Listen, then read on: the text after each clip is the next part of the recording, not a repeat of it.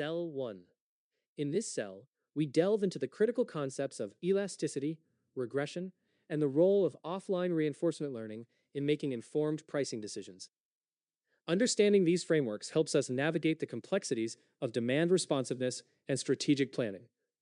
First, elasticity provides insight into how sensitive demand is to price changes. While this is invaluable for long run planning and communicating economic principles to stakeholders, it has notable limitations. Elasticity can't effectively address issues like inventory constraints or handle the impacts of price volatility.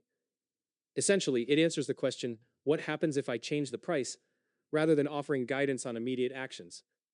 Regression models step in to predict demand and revenue based on various price points, but they too come with their own challenges. Errors in these models can compound, and they often struggle to incorporate constraints or respond accurately during edge cases, like holiday sales or promotions. This is where offline reinforcement learning becomes particularly useful. Offline reinforcement learning differs significantly from traditional methods.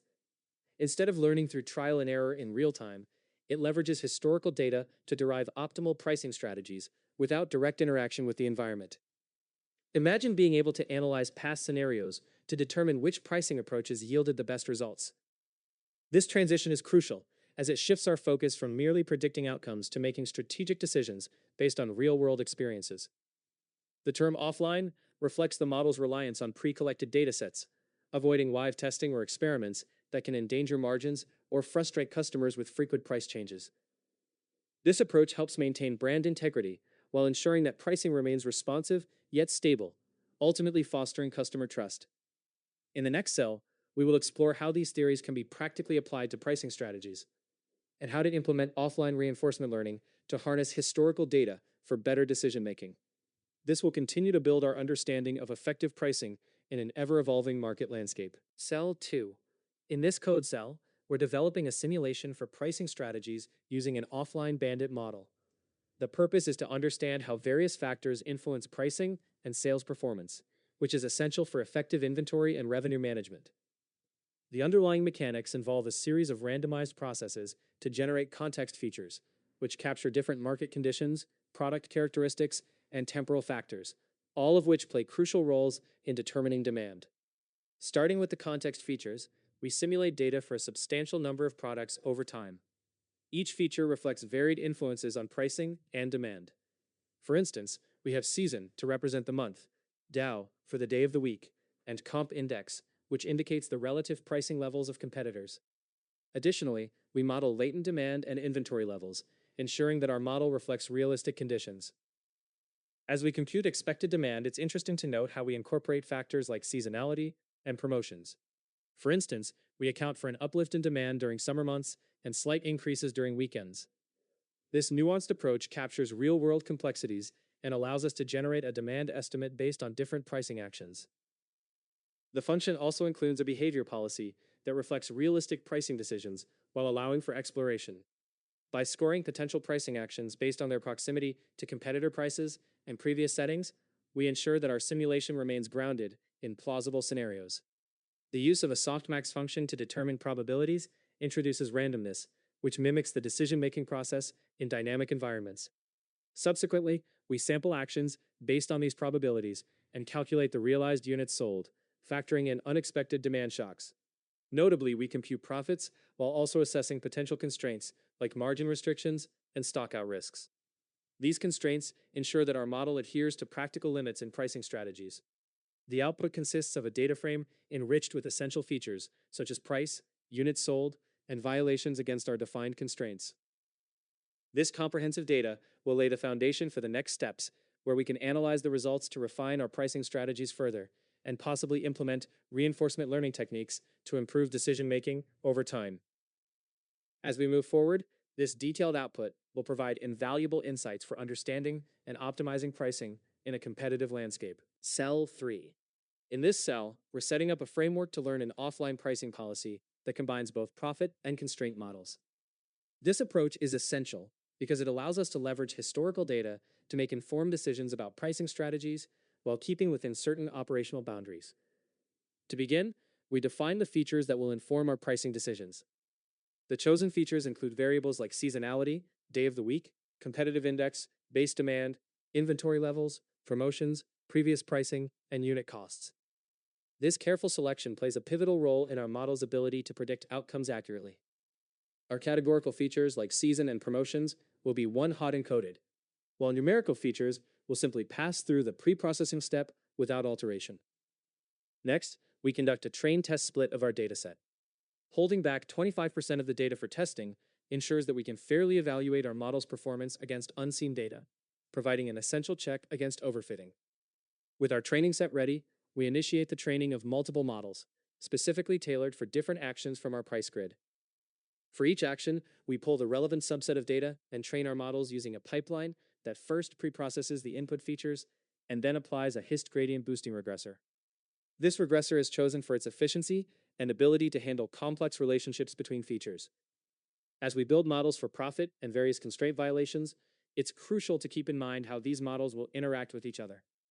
By predicting both the potential rewards and the penalties associated with certain actions, we can navigate the trade-offs inherent in pricing strategies. The function designed to generate predictions from all these trained models enables us to efficiently retrieve the outputs we need for further analysis. It returns a structured NumPy array containing the predicted values for each action across our dataset. It's worth noting the two significant elements here.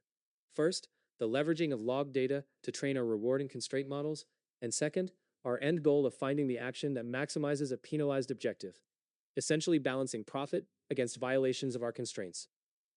As we transition into the next cell, we will delve deeper into evaluating our models, using offline policy evaluation techniques to assess how well our learned policies perform in practice. This continuation will build on the framework we've established here, further refining our pricing strategies based on data-driven insights. Cell 4. In this cell, we're setting up a crucial framework for decision-making by defining the key features and actions involved in pricing strategies. This matters because it lays the foundation for employing machine learning models to predict outcomes based on multiple price points. To dive deeper into the logic here, we start by identifying the essential features captured in the variable named feat calls. These features include elements like the season, day of the week, competitive index, baseline demand, inventory levels, promotional efforts, previous prices, and the unit cost of products. This comprehensive set of features is critical as it helps contextualize the decisions made regarding pricing. Next, we define K as the number of discrete prices available in our pricing grid. Each price represents a potential action, where we are exploring the impact of setting the price at each defined point in the grid. This scenario is framed through the lens of contextual bandits, allowing us to make data-driven decisions about pricing while balancing exploration and exploitation. For each price action, we execute a training loop that isolates the data relevant to that action by filtering the training data frame. This results in the creation of specific reward and constraint models for each price. The process involves fitting models that predict profit and the likelihood of margin, jump, and stockout violations. By doing this, we can answer insightful questions like, if I set the price at $9.99 under the current conditions, what profit can I expect, and what violations might arise? These models essentially learn from past data to inform future pricing decisions. However, it's essential to remember that the effectiveness of these models hinges on the quality of the data fed into them, as well as the assumptions we make about price elasticity and consumer behavior. As we proceed to the next cell, we will likely delve into interpreting the output from these models, allowing us to make informed, strategic pricing decisions in a complex market environment. Cell 5. In this cell, we're defining a constrained offline reinforcement learning policy using a Lagrangian approach, which is crucial for balancing rewards with various business constraints. The rationale here is to find optimal actions that maximize profit while adhering to specific operational limitations, making the decision-making process more aligned with real-world scenarios. To break down the logic, the first function, greedy constrained policy, calculates a score by predicting rewards and constraints for given states. These constraints include margins, jump limits, and stock levels, each assigned a specific weight, like lamb margin, lamb jump, and lamb stock. This results in a score that reflects profitability adjusted by the penalties imposed by these constraints. The action that maximizes this score is chosen as the best action, indicated by A star. It's essential to recognize that the chosen action prioritizes profit while ensuring business rules are met, such as avoiding prices that fall below a margin floor or preventing excessive jumps that could lead to stockouts. Moving to the second part, We see a focus on offline evaluation through the doubly robust estimation method, which provides a way to assess the expected reward from the proposed actions in a more reliable manner. This estimation combines model predictions with actual observed outcomes, which is key to minimizing bias. By leveraging a test dataset, the function first retrieves the features and logged actions. The important tactical element here is calculating the weights based on the action taken and its probability from the behavioral policy, which helps correct for any discrepancies between the model predictions and real-world data. Furthermore, a second function estimates the expected value of the constraints in a similar manner, which allows us to analyze whether the proposed actions comply with the defined constraints. This dual approach of evaluating both rewards and constraints is what enriches our offline reinforcement learning framework, enhancing robustness and reliability.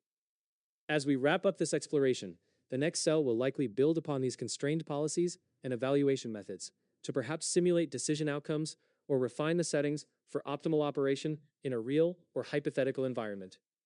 This ongoing development will further fine-tune our understanding of implementing strategies that not only maximize performance, but also respect critical operational guidelines. Cell 6.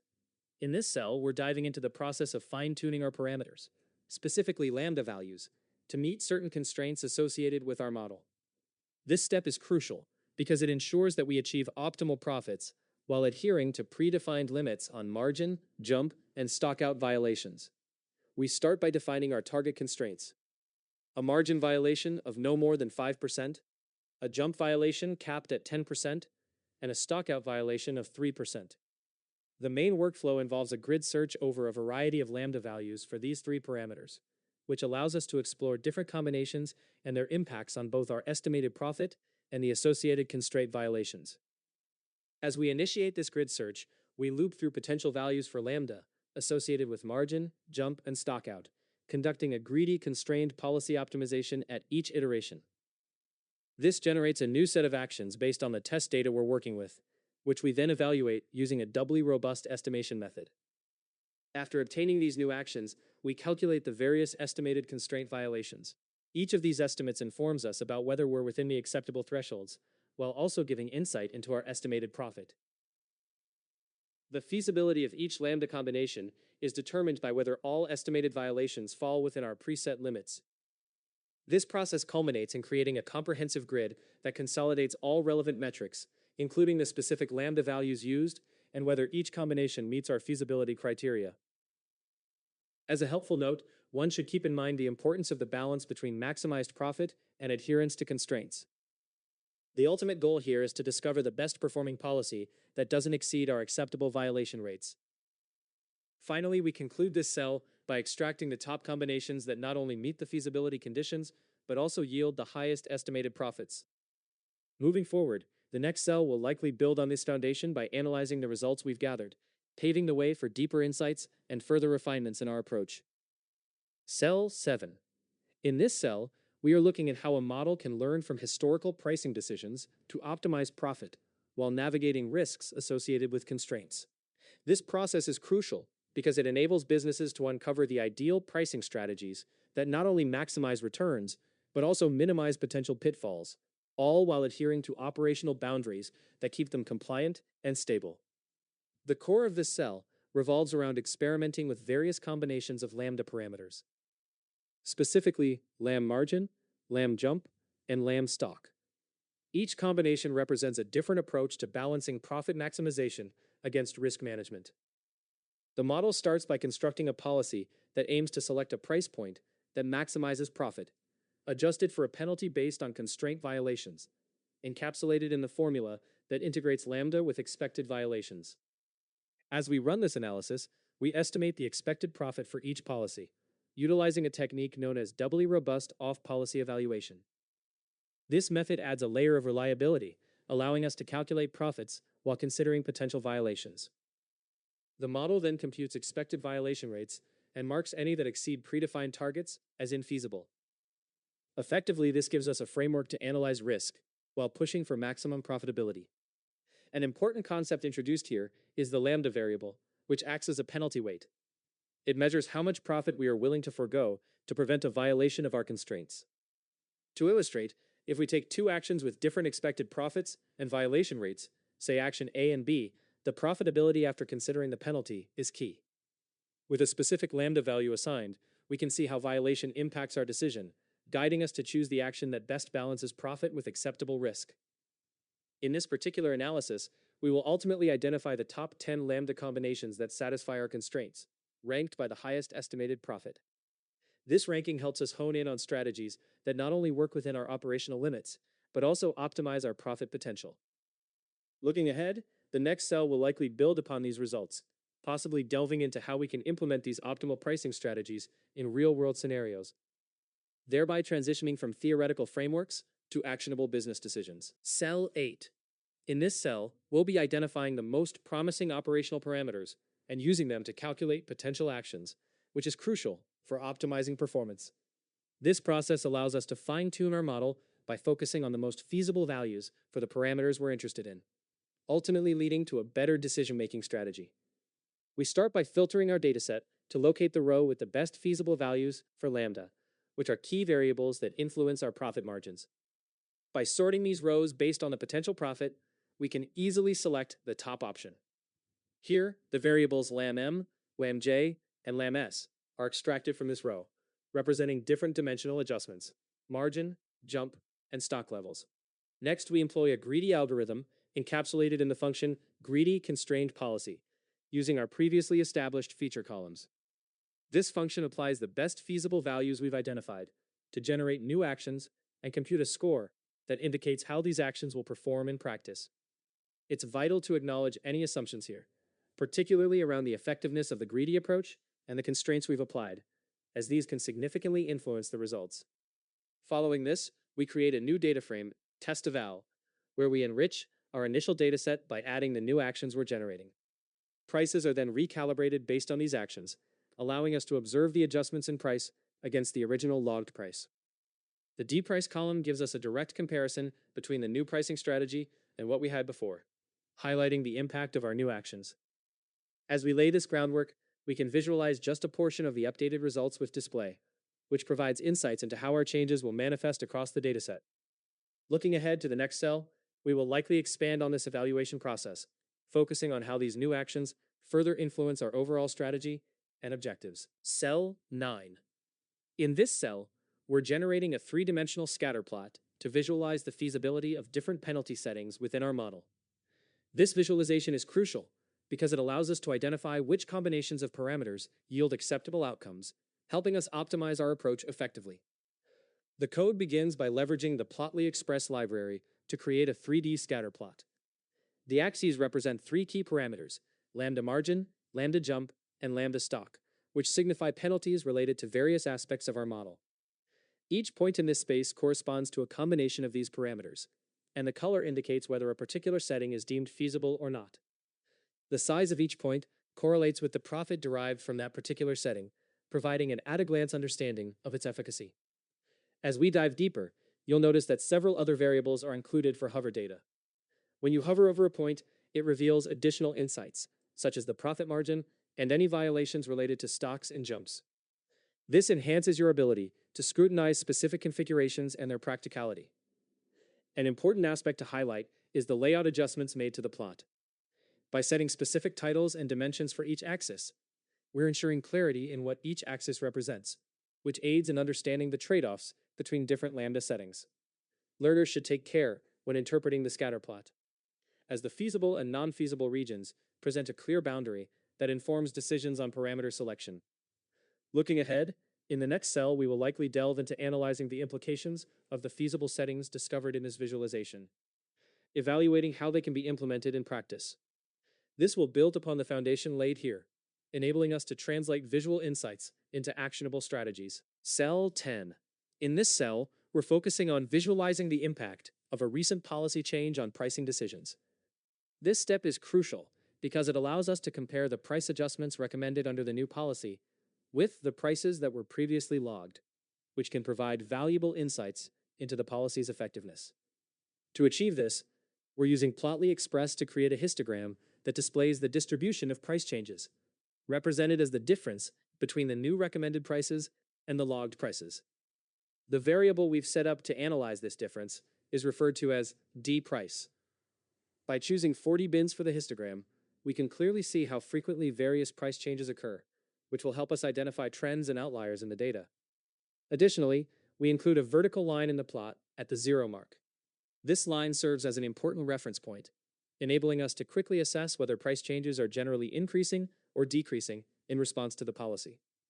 A glance at this visualization will help us understand if the new recommendations align with or diverge from prior log decisions. The layout of the figure is configured to ensure clarity. We've labeled the x-axis as the change in price and the y-axis as the count of occurrences. Adjusting the dimensions of the figure to be wider also enhances readability, which is important for someone looking to grasp the insights at a glance. As we move forward into the next cell, we'll likely delve deeper into the implications of these findings, perhaps examining specific cases or correlating this data with other variables to understand the broader context of change. This will allow us to draw more nuanced conclusions about the effectiveness of the policy change we're analyzing. Cell 11. In this cell, we're diving into how inventory levels impact average price changes, helping us uncover insights about pricing strategies through data visualization. By categorizing inventory into buckets and calculating the average price changes alongside other key metrics, we gain a clearer picture of how our pricing policy is performing and why it matters. To start, we utilize the PD-QCut function to segment our inventory data into quintiles, creating 5 distinct categories. This transformation allows us to analyze how each inventory bucket influences pricing behaviors. After that, we group the data based on these inventory categories and compute the average change in price, as well as the percentage of changes that occur within each bucket and the total count of entries. This grouping gives us valuable insights not just into the average price changes, but also how often prices are altering in relation to inventory levels. When we visualize this using a bar chart, we can pinpoint the average price changes across our buckets, clearly seeing the role inventory plays in pricing decisions. It's particularly noteworthy that despite varying inventory levels, all buckets are indicating a positive average price change. This suggests that our previous pricing strategies might have been too conservative, especially given our historical data. The model has revealed a critical lesson. We were underpricing even in high inventory scenarios. As we analyze this further, we might anticipate certain outcomes, like raising prices for low inventory and offering discounts for high inventory. However, the model demonstrates that with high stock levels and minimal risk of stockouts, we actually have substantial pricing power across all buckets. This insight is especially relevant in sectors focused on non-perishable goods, where consistent replenishment allows for more strategic pricing without risking sales. Looking ahead, the next cell will likely build on these findings by exploring specific actions to optimize our pricing strategies. We'll examine how to maximize revenue while considering inventory dynamics and demand sensitivity more closely. This paves the way for deeper analyses of specific scenarios and potential policy adjustments based on what we've learned here. Cell 12. In this cell, we are creating an interactive visualization that explores the relationship between price adjustments and their impact on demand, revenue, and profit.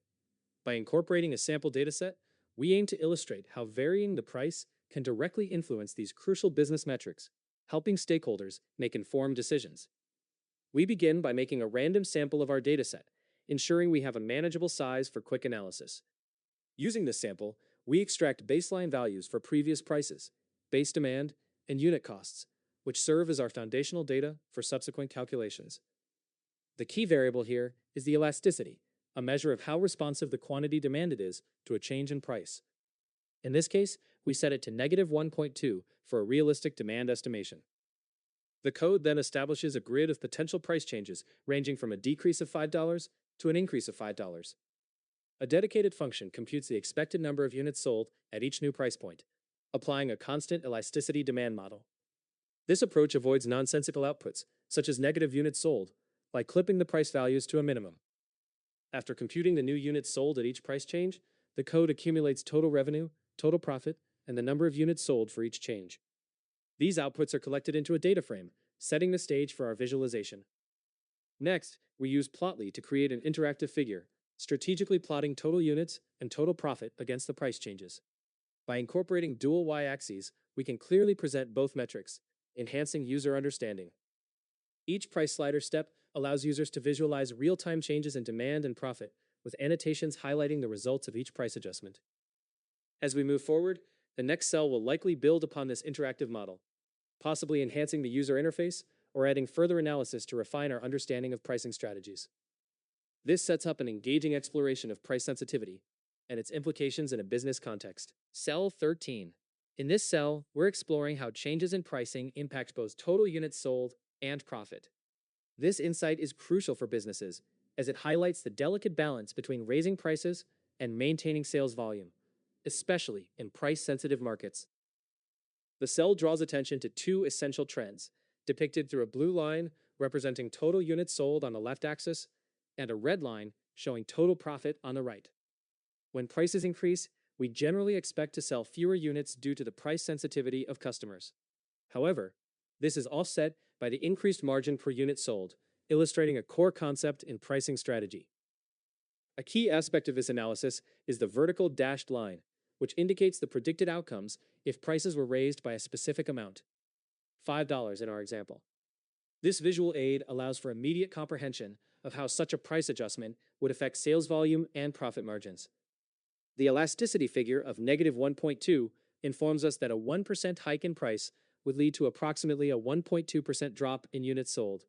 Yet, despite this drop, revenue and profit may still increase if margins remain robust. Another important takeaway here is the distinction between profit maximizing and volume maximizing prices. Selling the maximum number of units occurs at the lowest price point, while to achieve maximum profits, you need to set prices higher. The optimal price point really hinges on the overall business objectives. For instance, if the goal is to maximize revenue, a moderate increase in price could be ideal. Conversely, to maximize profit, a more significant price increase might be warranted. Moreover, this chart serves as a powerful tool for addressing critical executive questions. For instance, you might wonder how much volume would be lost with a $2 price increase, or whether a discount makes economic sense. It also prompts reflection on where the profit-maximizing price lies, alongside insights into the marginal gains from additional price adjustments. The beauty of this analysis is that it allows you to answer these pressing questions effectively, without the need to reconfigure existing models, making it a great asset for decision-making. As we move into the next cell, we will likely build on these pricing principles, delving deeper into strategy formulation based on this foundational understanding. Cell 14. In this cell, we are examining the scenarios in which different pricing strategies are most effective, specifically contrasting elasticity and regression with offline reinforcement learning. Understanding when to employ each approach is essential for making informed pricing decisions that align with business goals. First, let's dive into the situations where elasticity or regression models shine. These methods are particularly valuable when interpretability is crucial, such as when you're setting list prices. With limited data or infrequent decision-making, elasticity models offer straightforward insights, allowing businesses to plan and strategize with clarity. They provide a solid framework for understanding price sensitivity, making them indispensable for forecasting future revenue based on historical data. On the other hand, offline reinforcement learning caters to more dynamic environments. This approach is beneficial when pricing needs to adapt frequently or when inventory levels and constraints significantly impact revenue decisions.